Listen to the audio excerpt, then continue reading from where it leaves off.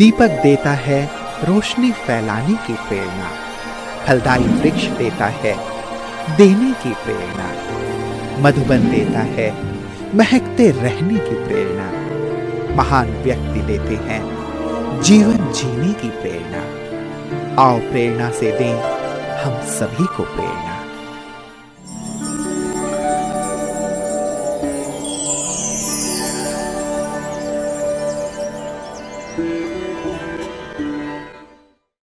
टीकमगढ़ मध्य प्रदेश राज्य का एक मुख्य जिला है। पूर्व में यह शहर टेहरी नाम से जाना जाता था। टीकमगढ़ ब्रह्मा कुमारी ईश्वरीय विश्वविद्यालय की मुख्य संचालिका हैं राजयोगिनी माया दीदी जी। आपका जन्म 1970 में मध्य प्रदेश के इटारसी शहर में हुआ। बचपन से आप खेलकूद, भक्ति आदि में विशेष रुचि रखती रही। आप हर्षित मुक्ता, सहनशीलता, समाने की शक्ति, परखने की शक्ति आदि दिव्य गुणों से परिपूर्ण स्नेही आत्मा है। 1974 से आपको ईश्वरीय ज्ञान की प्राप्ति हुई और 1980 में आपने अव्यक्त बाप दादा से ईश्वरीय मिलन मनाया। बाप दादा एवं दादियों से प्रेरणा लेकर 1986 में ईश्वरीय सेवा में आप संलग्न हो गई। तब से आपने इटारसी, ग्वालियर, भोपाल, जीरापुर, आस्था, ललितपुर, विदिशा आदि के विभिन्न स्थानों पर सेवाएं प्रदान करते हुए 1994 से टीकमगढ़ में स्थायी रूप से अपनी सेवाएं प्रदान कर रही है। जन जन को ईश्वरीय संदेश देते हुए आपने अनेक कार्यक्रम आयोजित किए। दीदी जी के नेतृत्व में 500 से भी अधिक विद्यार्थी ज्ञान योग से परिपूर्ण हो अपने जीवन को दिव्य और महान बना रहे हैं।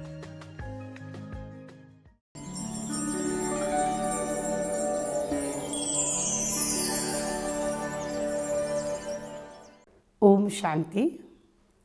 मैं जब 4 वर्ष की थी तब हमारे माता पिता को ज्ञान मिला। माता पिता रेगुलर क्लास में जाते थे, रेगुलर विद्यार्थी थे। हम उनके साथ कभी कभी बचपन में जाया करते थे। हमें बहनजियाँ बुलाती थी, कुछ सेवा के लिए भी बुलाती थी। साथ ही कोई सांस्कृतिक कार्यक्रम होते थे। दादी जानकी जी, दादी प्रकाशमणि जी और हृदय मोहिनी दीदी जी इटारसी में 80 के मेले में आई थी। तो उस कार्यक्रम को हमने सबसे पहले देखा तो हमें बहुत अच्छा लगा। फिर उसके बाद हम भोपाल भी आए, राजयोग भवन। वहाँ पर कुछ दिनों तक गर्मी की छुट्टी में आए और देवी भी बनते थे, जगह जगह सांस्कृतिक कार्यक्रम करते थे। तो हमें बहुत अच्छा लगा कि हमें भी ऐसा जीवन अपना बनाना है। उसके बाद हम भोपाल के बाद मधुबन बच्चों की पार्टी में गए। जब मधुबन हमने देखा, सबसे पहले हम जब बाबा से मिले बच्चों की पार्टी में, तो बाबा ने कहा आप सेंटर पर रहती हो? तो मैंने कहा नहीं बाबा। तो बाबा ने कहा कि बच्ची क्या करती हो? तो मैंने कहा मैं पढ़ाई पढ़ती हूँ। तो बाबा ने कहा कोई बात नहीं, आप लौकिक पढ़ाई भी पढ़ो और अलौकिक पढ़ाई भी पढ़ो। तो उस समय तो हमें समझ में नहीं आया कि लौकिक अलौकिक, क्योंकि कभी कभी जाते थे और बच्चों की पार्टी में घूमने गए थे, देखने गए थे। क्योंकि माता पिता हमेशा कहते थे एक बार मधुबन जाओ देखो। उनका लक्ष्य रहता था कि ये भी बने, पर हम बस घूमने के उद्देश्य से गए थे कि माउंट आबू एक बार देख करके आए। तो हम देखने गए, अच्छा लगा। बाबा का वरदान भी लगा कि हाँ भाई भगवान है, ईश्वर है, और भक्ति का भी थोड़ा सा संस्कार था। पूजा पाठ थोड़ी अच्छी लगती थी। तो हम अड़ोस पड़ोस में भी जब कोई कीर्तन भजन होता था, कोई पूजा होती थी, तो हम जाते थे। तो बाबा की ओर खिंचाव हुआ। बाबा से मधुबन मिलने गए तो सबसे पहले बाबा मेडिटेशन हॉल में आते थे, तब हम नहीं मिले, पर ओम शांति भवन में सबसे पहली मुलाकात हमारी अव्यक्त बाप दादा से हुई। तो बाबा ने हमें जो वरदान दिया कि लौकिक अलौकिक पढ़ाई दोनों करूँ, तो हम जैसे ही हमने सुना तो समझ में नहीं आया, पर लौकिक अलौकिक पढ़ाई समझ में आई कि बाबा के घर भी जाना है, रोज़ क्लास करना है और लौकिक पढ़ाई भी पढ़नी है। जैसे ही हम माउंट आबू से लौटे तो हमें भी पता नहीं था कि हम अलौकिक पढ़ाई भी रोज़ पढ़ेंगे। तो हमारी टीसी भी निकलवा दी माता पिता ने, और भोपाल में राजयोग भवन में हॉस्टल खुला कुमारियों का। तो हम 1 साल भोपाल में पढ़ाई की, स्कूल में एडमिशन हुआ। तो सेंटर पर जब रहे तो रोज़ हमारी नियमित आध्यात्मिक क्लासेस भाई साहब, महेंद्र भाई साहब, अवधेश बहन जी और जो बड़ी बड़ी बहनें हैं वो हमारी क्लास भी कराती थी, ज्ञान योग से पालना भी करती थी, और हम लौकिक पढ़ाई भी स्कूल में जा कर के पढ़ते थे। तो बाद में समझ में आया कि बाबा ने जो हमें वरदान दिया कि लौकिक अलौकिक पढ़ाई दोनों करूँ, तो वो हमने की। उसके बाद जब हम ये पढ़ाई करने के बाद घर पर गए, 1 साल इटारसी में पढ़े। उसके बाद जब हम भोपाल पुनः आए तो हमारे को प्रेरणा ऐसे मिली कि होली का समय था, भाई दूज होता है। तो हमारी जो बड़ी बहन जी हैं उन्होंने, अवधेश बहन जी ने कहा, भाई दूज के दिन क्लास में जब टीका लगा रही थी तो मुझसे कहती, तुम अभी बताओ कि तुम ब्रह्मा कुमारी बनोगी। तो मैंने बहन जी से एक ही बात कही कि बहन जी बनेंगे, पर अभी नहीं बताते। तो बहन जी ने कहा अभी बताओ। तो मैंने कहा अभी इतने जल्दी कैसे बताएं। फिर बहन जी ने कहा नहीं बताओ। तो फिर मैंने कुछ नहीं कहा, पर 2 मिनट बैठी तो बहन जी ने कहा आपके पापा तो तैयार हैं कि अगर माया बहन ब्रह्मा कुमारी बनेगी तो मैं समर्पण करूँगा। तो बस मैंने कुछ नहीं सोचा, हाँ कह दिया। बस हाँ बोला, और बहन जी ने कहा कि जाओ तुम बाबा के कमरे में जाओ, योग लगाओ और पत्र लिख कर आओ, माता पिता को पत्र लिखो। तो मैं बाबा के कमरे में गई, मैंने योग लगाया और मैंने कहा क्या पत्र लिखूं, पर फिर भी मैंने, बहन जी ने कहा है, भाई निश्चय था, विश्वास था कि जो हमारी बड़ी बहन जी हैं उन्होंने कहा तो अब जो कहेगा बाबा लिख देंगे। तो मैंने, मुझे खुद याद नहीं है, जो जो लिखा मैंने लिखा और बहन जी को दे दिया, बड़ी बहन जी को। और हमारी शैलजा बहन जी इटारसी में रहती थी, बोले उनको चिट्ठी दे दो, मैंने दे दी, चिट्ठी दी बहन जी को। और दूसरे दिन मम्मी पापा आए और उन्होंने पूछा आप ब्रह्मा कुमारी बनोगी, मैंने कहा हाँ। बोले आपको किसी ने कहा तो नहीं है, मैंने कहा नहीं। वो इसीलिए पूछा उन्होंने क्योंकि बचपन में बच्चे कभी हाँ कहते कभी ना कहते हैं, और उनके अंदर तो लक्ष्य था कि मुझे कन्याओं को ब्रह्मा कुमारी बनाना है, पर वो मेरे से पूछ रहे थे। तो मैंने कहा हाँ, तो मैंने हाँ कहा। और मैं बहुत छोटी थी, 16 वर्ष की थी, और 16 वर्ष की उम्र में मेरा सबसे लास्ट समर्पण, उस ग्रुप में मैं ही छोटी थी। तो मम्मी पापा ने कहा हाँ, तो 6-7 दिन में मेरा तय हो गया समर्पण। और जिस दिन से मेरा समर्पण हुआ है उसी दिन से मैंने साड़ी पहनी ब्रह्मा कुमारी की। उसके पहले मुझे बहन जी कहती थी, हमारी पंचशीला बहन जी, उनके पास मैं बहुत रही और लक्ष्य था कि इन बहन जी के साथ ही रहूँगी तो मैं ब्रह्मा कुमारी बनूँगी, और उनके पास ही रही, तब मेरा समर्पण हुआ। तो मैंने ये सोचा कि मुझे ब्रह्मा कुमारी बनना है तो यही बहन जी के साथ हमेशा रहना है। तो बाबा ने भी मेरी बात मन की सुनी और हमारे जॉन इंचार्ज ने भी मुझे उनके पास रखा। ज्ञान योग की पालना उन बहन जी से ली, और पर बहन जी मुझे कहती थी तुम बैज लगाओ। हम बैज इसलिए नहीं लगाते थे कि बैज तब लगाएंगे कि हम बाबा का नाम रोशन करें, और दूसरा हमें ज्ञान सुनाना आए, क्योंकि बैज जब लगाते हैं तो कई लोग ब्रह्मा कुमारी का उद्देश्य पूछते हैं कि ब्रह्मा कुमारी ये ओम शांति मंत्र क्या है। अब हमें उस समय समझाना नहीं आता था, पर हमने फिर बैज नहीं लगाया, और जिस दिन से समर्पण हुआ उस दिन से बराबर रेगुलर बैज लगाते हैं। और कभी कभी ध्यान नहीं रहता तो तुरंत याद आता मुरली के पहले कि ये बैज हमारा गहना कहो, मंगलसूत्र कहो, और ये विशेष बैज है क्योंकि बाबा ने हम बच्चों को इस बैज के साथ बांध दिया। ये बैज है लक्ष्मी नारायण बनने का उद्देश्य और ओम शांति का मंत्र। इसको पढ़ करके एक तो हम भी शांत हो जाते हैं, सामने वाले को भी शांति मिल जाती कि ओम शांति वाली बहनें हैं। और उस दिन से हमें कभी ये संकल्प नहीं आया क्यों बने, विश्व के कल्याण के लिए बने और माँ बाप का भी नाम रोशन करना है और परमात्मा का भी नाम रोशन करना है। हमारे से ऐसी कोई गलती ना हो जो हम बाप का नाम बदनाम करें। ये हमें हमेशा याद रहता है कि जितना लौकिक बाप का नहीं उतना पारलौकिक बाप का नाम रोशन करें। जब पारलौकिक बाप का नाम रोशन करेंगे तो लौकिक बाप का या अपना या विश्व का हुआ पड़ा है।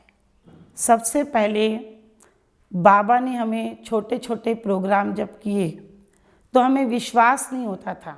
हमारी बड़ी बहन जी कहती थी आप लोग बताते नहीं थे कि क्या प्रोग्राम है, हमें ट्रांसफ़र कर देते थे, आज आपको जाना है और वहाँ रहना है। तो हमने कहा जी बहन जी, हम चले गए। हमें पता ही नहीं कि कल वहाँ कार्यक्रम करना है। सबसे पहला अनुभव जब हम एक बार आष्टा गए, हमें एक संध्या बहन जी पचमढ़ी में हैं, वो हमें छोड़ कर के आई कि आपको यहाँ रहना है। बस उन्होंने हमें ऐसे कहा, हम गए और उन्होंने ये भी नहीं कहा कल क्या प्रोग्राम है, बस वो हमें कहती आप रहना, ये एक भाई हैं, इनसे मिलना और ये पुराने भाई हैं। बस मिला के आ गई। उसके बाद दूसरे दिन भाई साहब का फ़ोन आता है, तुम्हारे पास 35 कुमारियाँ आ रही हैं। अब वो सेंटर तो बहुत दिनों से बंद भी था और कुछ सेवाएं नहीं थी, एक ही भाई था वहाँ, उससे हमें मिला के आ गए। अब 35 बच्चे आएंगे, उनका भोजन, उनका खाना पीना, रहना ठहरना, स्टेज प्रोग्राम। पर हमने कुछ नहीं कहा, हमने ठीक है।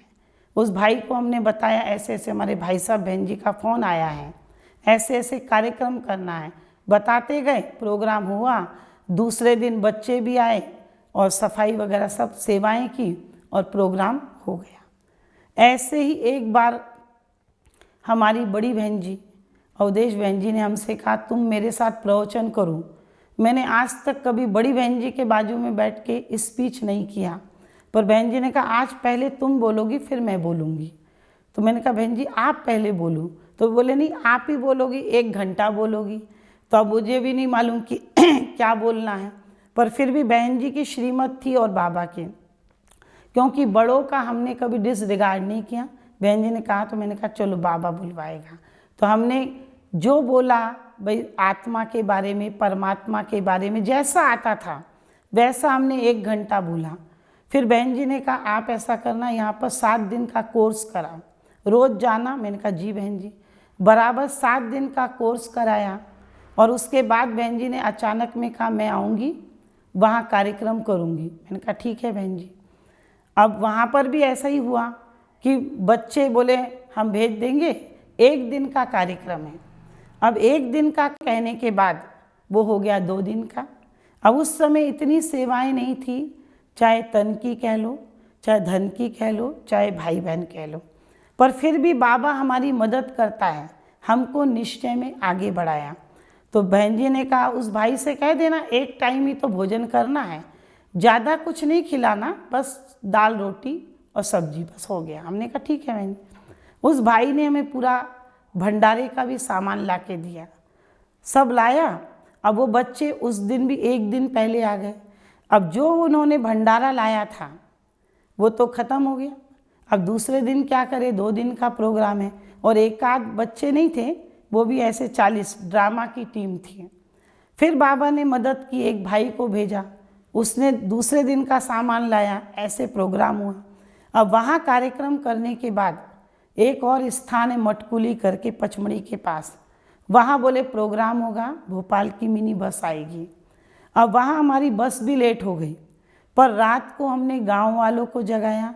2 बजे गांव वाले जगे, उन्होंने तखत की स्टेज बनाई और आधी रात को बच्चों ने कहा हमें भूख लग रही, हम क्या करें। तो एक भाई के यहाँ से पंप वाला स्टोव लिया, खिचड़ी बनाई और बच्चों को खिलाई और सुबह 3:30 बज गया स्टेज बनाते बनाते। 4 बजे अमृत बेले सारे गांव के भाई बहन इकट्ठे हुए। 5 बजे वो कार्यक्रम हुआ, 5 से 7-8 बजे तक ऐसे कार्यक्रम संपन्न हुआ। तो बाबा हमारी मदद करता है। और सबसे बड़ी बात है, एक बार ग्वालियर में भी जब मैं थी, उस समय एक भाई ने कहा बहन जी आप प्रदर्शनी लगाओ मेले में। तो मैंने कहा कैसे लगाएंगे, वहाँ तो ज़मीन खरीदनी पड़ती है, हमारे पास तो 5 रुपया भी नहीं था। पर उस भाई ने कहा फ्री में ज़मीन मिल रही है। हमने वो ज़मीन ठीक कह दिया ले लो। अब हमें तो जानकारी नहीं थी कि वहाँ ज़मीन के पैसे जमा करने पड़ते हैं। तो दूसरे दिन एक भाई आया, मेले में मैं बैठी थी, बोले कल की डेट में आप 1300 रुपये जमा कर देना। अब यहाँ तो 13 रुपये नहीं है, तो 1300 हम कहाँ से जमा करें। फिर भी बाबा ने हमें मदद की। एक भाई कभी कभी आता था उसकी मेले में मोटरसाइकिल की दुकान थी, ओम प्रकाश भाई उसका नाम था। वो आया चलते चलते, बोले अरे ओम अपना भी स्टॉल लगा है। बहन जी ओम शांति, हमें कोई सेवा हो तो आप बताना। तो तुरंत मैंने उससे कहा कि ऐसे ऐसे भाई से और तो सेवा कुछ नहीं है, पर ऐसे ऐसे पहले ज़मीन का था, अभी वो कह रहे 1300 रुपये जमा करो, भले बाद में वापस मिलेंगे पर आज की डेट में 1300 रुपये जमा करो।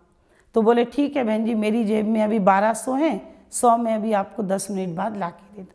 ऐसे करके उसने 1300 रुपये जमा कर दिए। अब उसके बाद हमने स्टॉल वगैरह लगाया। हमारे भोपाल में महेंद्र भाई साहब थे, वो आए ग्वालियर। उन्होंने कहा क्या हो रहा है, तो हमने कहा ग्वालियर मेले में प्रदर्शनी लगाई। तो मैंने कहा आप चलो, बोले मैं नहीं जाता हूँ।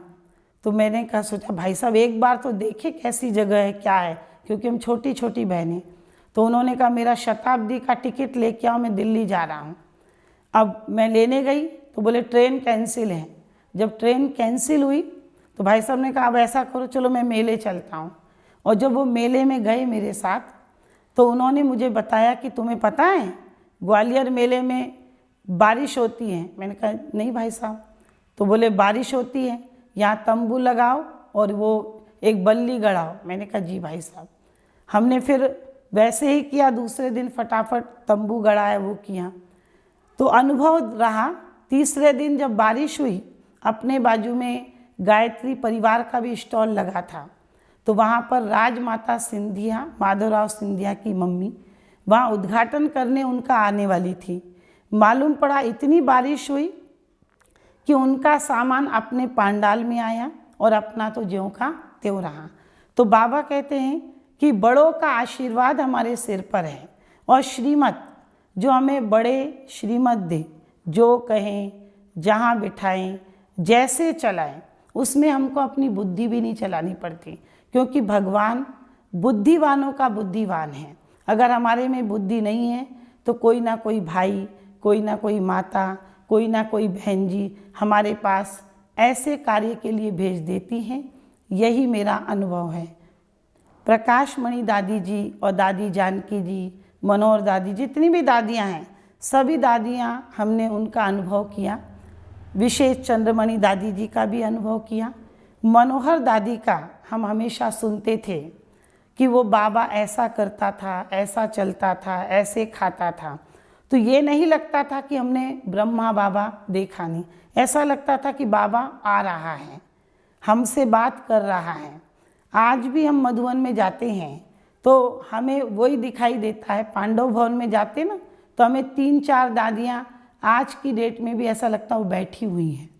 और दादी जी हमारी जो बड़ी दादी थी, प्रकाशमणि दादी जी, वो प्रशासन की धनी थी। वो इतनी स्ट्रिक्ट थी, खास कुमारियों की और कुमारों की क्लास कराती थी पवित्रता पर, ब्रह्मचर्य व्रत पर और मर्यादा की धनी थी।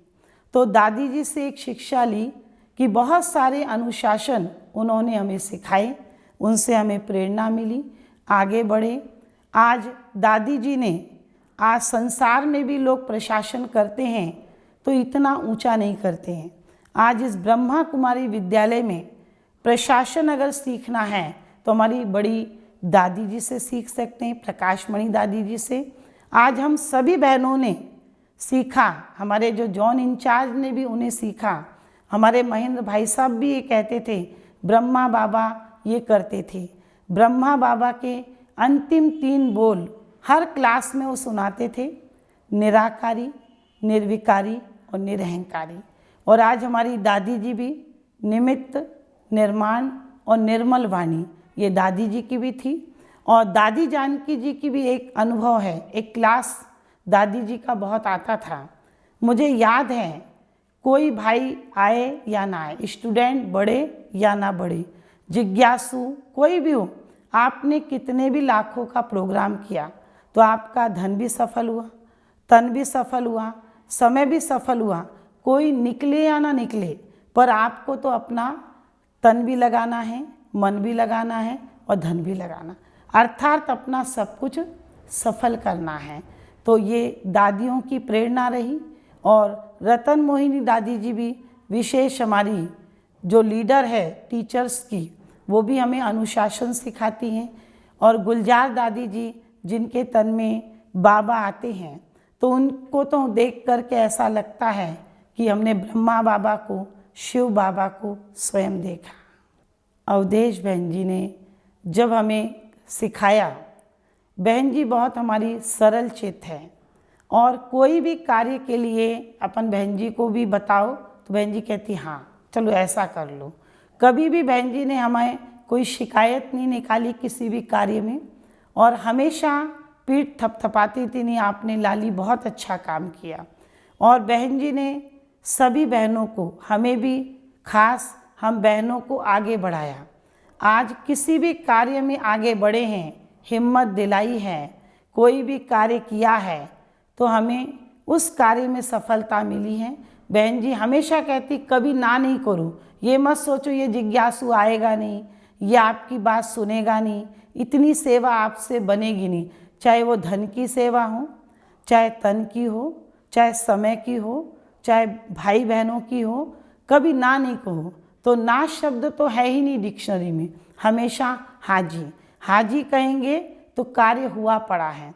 आपके यहाँ भले कितने भी भाई बहन हो, सेवा करे या ना करे, लंदन का भी आके सेवा करके चला जाएगा। और यही मेरा अनुभव है। अभी हमारे यहाँ भी भाई बहन कम ज़्यादा होते रहते। बाबा कहते ना ये झाड़ है, इसको भी, मीठे झाड़ को क्या लगते, कीड़े लग जाते हैं। तो कभी कोई भाई बहन आते हैं, नहीं आते हैं, पर मैंने ये अनुभव किया कि बाबा का कार्य नहीं रुकता है, बाबा का कार्य हुआ पड़ा है। होगा या नहीं होगा ये शब्द ही नहीं। तो यही हमारी बड़ी बहन जी की भी विशेषता है। कोई बहन सहयोग दे, कोई दे तो हम करें, ऐसा नहीं है। वो अपना जो धुन उनकी रहती है, उन्हें जितने कार्यक्रम करने वो तो हम लोगों को बस लिख देती है, बता देती हैं। अब कोई बहन पहुँचे या ना पहुँचे, पर वो अपना तो काम पूरा करती हैं। उन्हें जितनी जगह से VIPs बुलाना है, जितने बाहर के लोग बुलाना, वो बुला करके अपना प्रोग्राम करके, चाहे भोजन खिलाना हो, चाहे स्टेज प्रोग्राम हो, चाहे कोई भी हो, वो अपना संकल्प पूरा करती हैं। वो संकल्प की भी धनी हैं। तो उन्हीं ने सब बहनों को प्रेरणा दे करके आज यहाँ तक पहुँचाया। और उन्हीं की प्रेरणा से आज हमें पता ही नहीं था कि ये प्रेरणा का भी कोई कार्य निकलेगा। कई बार हमारे मन में आता था कि जो भी अपन ने बाबा के साथ अनुभव किए हैं वो दुनिया वालों को सुनाएं, शेयर करें। तो ऐसा मौका देने के निमित्त मधुवन तो है ही, दादियाँ भी हैं और साथ ही बड़ी बहन जी भी हैं। महेंद्र भाई जी भी विशेष प्रशासन में बहुत पक्के थे, मर्यादाओं में भी पक्के थे। और ख़ास उनका विशेष गुण था कि वो किसी भी बहनों को, किसी भी स्टूडेंट के साथ, माता पिता के साथ, आपस में टीचर के साथ बात करने को मना करते थे। वो इसलिए मना करते थे कि अधिक बात करने से व्यर्थ बातें होती हैं, बाबा याद नहीं आता। वो हमेशा कहते थे अगर अपन ज़ोर से बोलो, धीरे बोलो। या वो हमेशा कहते थे कि बाबा याद है, शिव बाबा याद है।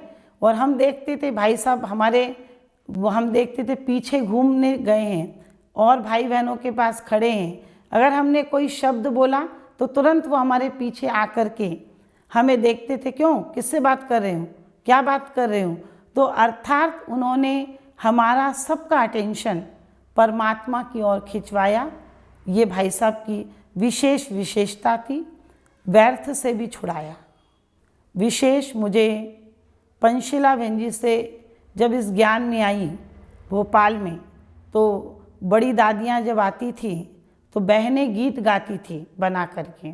तो मुझे विशेष पंचशीला बहन जी ने जब गीत गाया तो मुझे खिंचाव हुआ कि मुझे भी इन बहन जी जैसा गीत गाना है, इनके समान बनना है। तो एक मैं उनके साथ भी रही।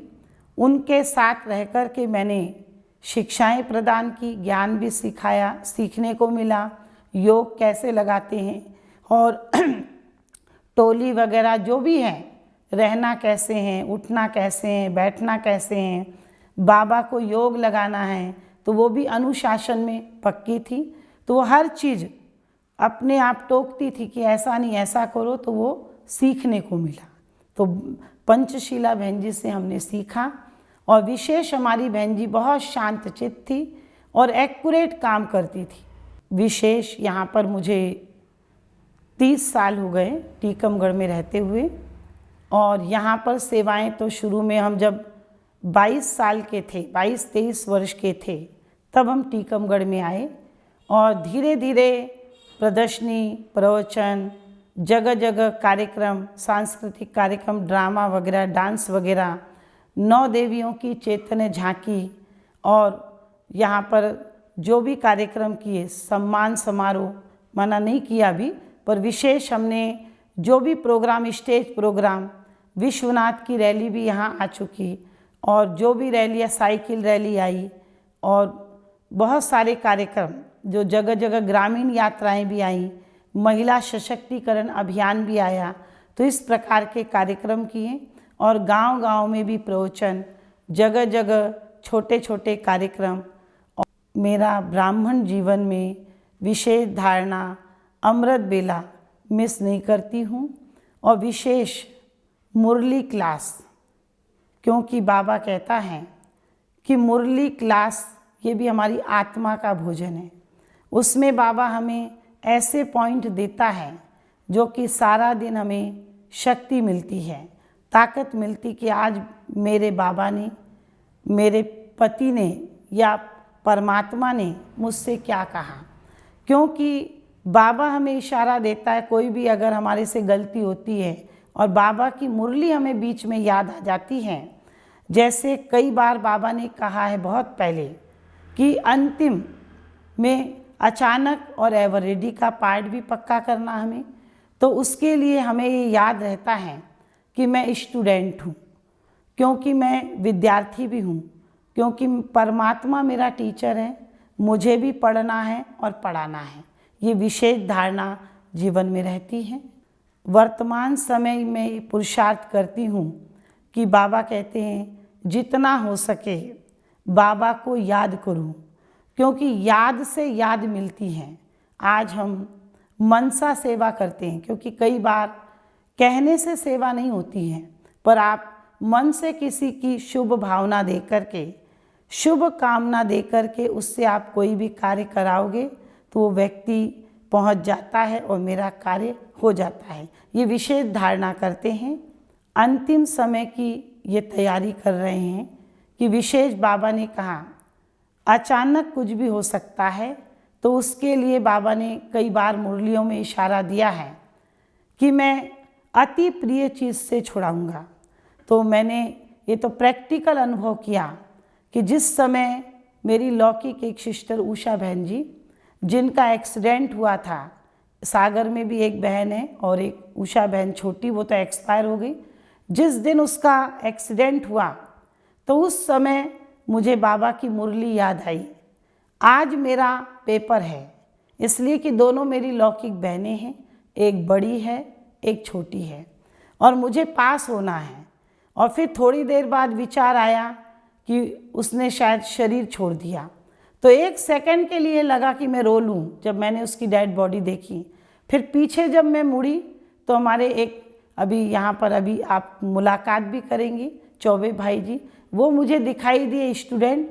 तो 1 सेकंड में मेरे बुद्धि में आया कि बाबा ने कहा है कि अगर आप रोओगे तो आप दूसरों को कैसे समझाओगे।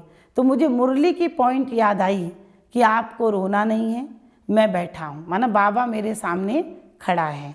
ऐसे मैंने पुरुषार्थ किया, क्योंकि मेरा पेपर है पर मुझे रोना नहीं, और मुझे रोना नहीं आया।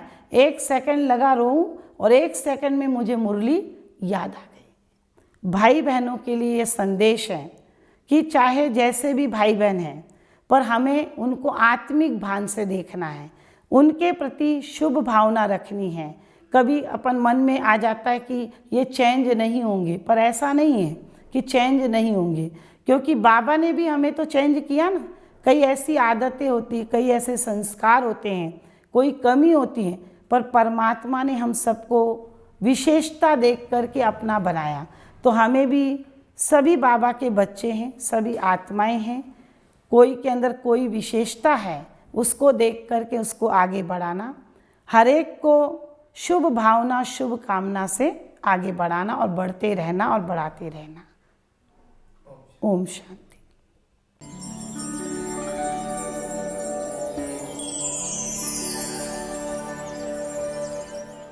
माया बहन जी जो है 93 से यहाँ पर हैं, जो अच्छी जो है सहनशील हैं और ज्ञान भी अच्छा सुनाती हैं, पालना भी अच्छी देती हैं, बहुत सरल स्वभाव की हैं, बहुत ही जो है अच्छी भाषा में बाबा का ज्ञान देती हैं। बहन जी ने ज्ञान सिखाया, बहन जी ने योग सिखाया। दीदी की विशेषता है, दीदी की पालना बहुत अच्छी है। राजयोगिनी तपस्विनी माया दीदी जो बड़ी बहन जी है हमारी, उनकी एक विशेषता है कि संतुष्ट मणि जो है जैसा है, दीदी हर प्रकार से संतुष्ट रहती हैं और बाबा के ऊपर भरोसा है और ड्रामा के ऊपर भरोसा है। वही हमको दीदी शिक्षा देती हैं कि बाबा के ऊपर और ड्रामा के ऊपर अटल निश्चय रखना है और आगे बढ़ना है, सबको साथ में लेकर के चलना है। तो उनके अंदर एक सहयोग का भी गुण है और हम बहनों को सबको साथ में लेकर के चलती हैं। और मैं एज अ टीनेजर बताना चाहती हूँ कि इस नॉलेज में आकर मुझे काफ़ी कुछ टेंशन फ्री लाइफ मिली है, और जो सोल है माया दीदी, उनसे एक कनेक्शन मिला है जिससे हम बाबा से मिल सकते हैं और उनसे बात कर सकते हैं, और काफ़ी प्रॉब्लम्स जो लाइफ में फेस कर रहे हैं वो काफ़ी दूर होती हैं। और हमें ये लगता है कि माया दीदी हैं वो बहुत जेंटल स्पीकर हैं और सॉफ्ट स्पीकर हैं। जब अपन उनसे मिलते हैं तो हमेशा पॉजिटिव वाइब्स आती हैं। हमारी माया दीदी जो है बहुत ही गंभीर, सहनशील, और सहनशीलता का तो गुण उनमें कूट कूट कर भरा हुआ है। हमेशा भाइयों के प्रति है अपना पूरा समय लगा देती हैं कि कैसे इनमें सुधार आए, कैसे ये सुधरें है। और बहनों को भी बड़े अच्छे ढंग से वो रखती है। जितनी भी गीता पाठशालाएँ उनकी देखरेख करती हैं, बहनों को अच्छे ढंग से संभालती हैं, भाइयों का ध्यान रखती हैं, और पूरा जितना उनमें हिम्मत है, हिम्मत के हिसाब से ज़्यादा काम कर रही हैं। और अथक, सबसे बड़ी उनकी ये विशेषता है कि अथक सेवाधारी हैं। कभी ना बुखार देखा है, ना कुछ सुना है। अपना स्वास्थ्य हमेशा ठीक रखती हैं, और सारे भाई बहन हमारी दीदी से प्रसन्न हैं, संतुष्ट हैं, क्योंकि वह भी संतुष्ट मणि हैं। दीदी की ये अच्छी विशेषता है कि वो शांत प्रवृत्ति की हैं, अच्छे तरीके से मूल्य सुनाती हैं, समझाती हैं, और हमारे जो डाउट हैं वो क्लियर करती हैं। हमें दैनिक दिनचर्या में जो भी प्रॉब्लम समस्याएं आती हैं उनके बारे में बाबा के ज्ञान के माध्यम से उनका समाधान करती हैं। ये अच्छा ज्ञान हमको सीखने के पश्चात हमारे जीवन में काफ़ी चेंजेस आए हैं, और हमें बहुत उपलब्धि भी मिली है। हमारी आदरणीय दीदी जी में सबसे बड़ी विशेषता है कि वो हम सब बहनों को एक साथ लेके चलती हैं, और दीदी जी में बाबा और ड्रामा पर पक्का निश्चय है कि कोई भी बात हो जाती है तो दीदी कहती हैं निश्चिंत रहो, बाबा को याद करो, और बाबा ने जो भी ड्रामा बनाया है वो बहुत अच्छा बनाया है। दीदी जी ने हमें खाना बनाना सिखाया है और आगे बढ़ने की कलाएं सिखाई हैं। वो बहुत ही अच्छी है, सरल स्वभाव की है। वो बहुत अच्छा बाबा का ज्ञान दिया है, घर गृहस्थ में रह के, और कमल फूल समान बनना सिखाया है दीदी ने, और बाबा से योग लगाना सिखाया है कि बाबा से किस तरह योग लगाते हैं, किस तरह बाबा से बात करते हैं, किस तरह बाबा से मिलना चाहिए, हर एक बात बाबा से शेयर करनी चाहिए।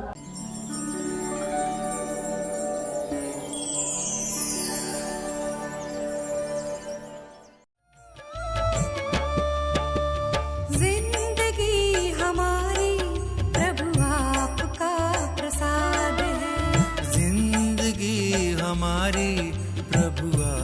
आपका प्रसाद है। सानिध्य से ही आपके, सानिध्य से ही आपके हर पल आबाद है। जिंदगी हमारी प्रभु आपका प्रसाद है। जिंदगी हमारी प्रभु आपका प्रसाद है।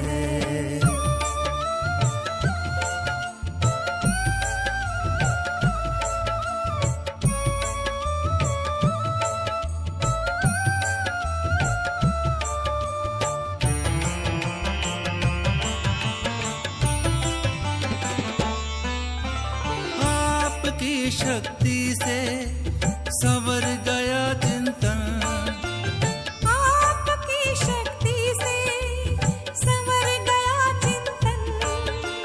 शुद्ध